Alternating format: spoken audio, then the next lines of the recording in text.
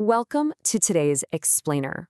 We're going to dive right into something that is literally reshaping how every single one of us communicates. Now, I want you to picture this, a really visceral, real-world scenario. Imagine you're a die-hard Nirvana fan, right? And it's the 30th anniversary of Kurt Cobain's death. You decide to pay your respects at the Seattle Museum of Pop Culture, which is putting on this special commemorative exhibit. You walk in, totally prepared for a solemn tribute. But when you get to the very first placard under the display, you stop dead in your tracks. It doesn't say that your favorite singer killed himself. It doesn't even say he committed suicide. Okay, let's look at this. The placard actually read, "Kurt Cobain unalived himself at 27. I mean, no way, right? Naturally, visitors were completely shocked.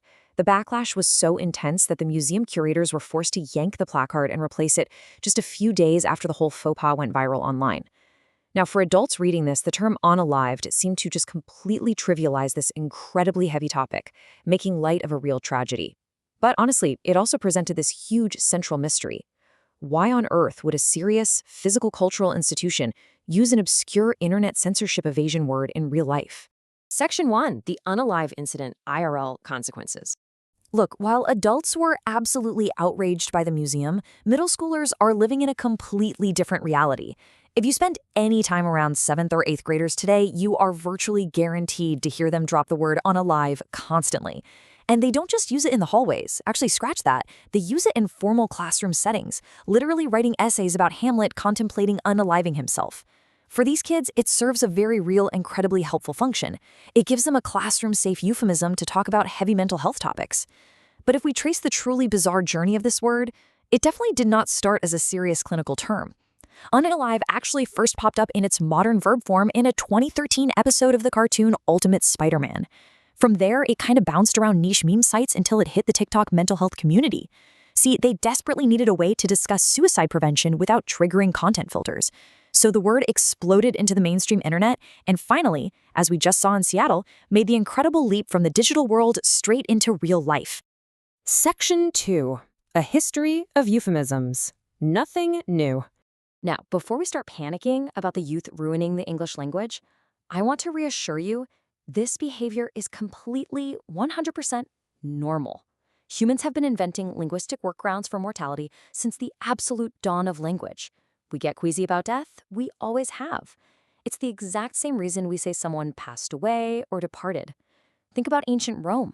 People back then didn't want to use their actual word for death, which was morse. So what did they do?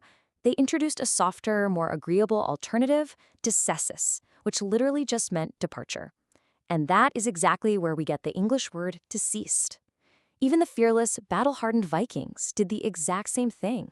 Our word die originally comes from an Old Norse euphemism used to replace a much older, scarier Old English word. So really, the Stoic Romans and the Vikings were running the exact same linguistic circles around death that modern teenagers are doing today with unalive. Section 3, blame the algorithm, suppressed by machines. So, if we've always used euphemisms, what makes this new era of unalive entirely unique? Well, it's because our language is actively being suppressed by machines. Here's how it happened. Back in 2019, China started strictly enforcing censorship policies, basically holding social media companies directly accountable for what their users posted. The parent company, ByteDance, aggressively started blocking sensitive content on their app Douyin using this massive keyword tool. This tool, combined with AI, created what we now lovingly call the algorithm.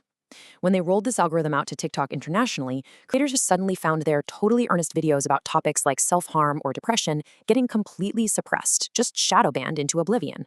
They were literally forced to invent and use alternative words just to keep their videos from disappearing. Section 4, linguistic whack-a-mole, evading censorship. Now, what's really interesting here is this concept of linguistic whack-a-mole. Think of this endless, frustrating loop of modern censorship exactly like a giant, slightly unhinged arcade game. The second a word is banned by the algorithm, users find a workaround. Then content moderators update the code, ban that new word, and bam, another one instantly pops up. Of course, dodging digital censors isn't totally new. If we look back at the 1980s, frustrated netizens and hackers used something called Algospeak to dodge these really rudimentary text filters on bulletin boards. If a chat room blocked the word suicide, Algospeakers would just write out coded replacements like 5U1C1D3 using numbers instead of letters.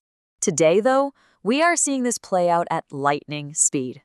Just look at how modern users rapidly respell words to dodge that AI mallet. If you search for profanity on TikTok, you won't see the normal spellings. Instead, you get B, exclamation point, T, C, H, then B, asterisk, T, C, H, then just BTCH, or F, CK, then F, VCK, then F, asterisk, CK. It is rapid-fire evasion.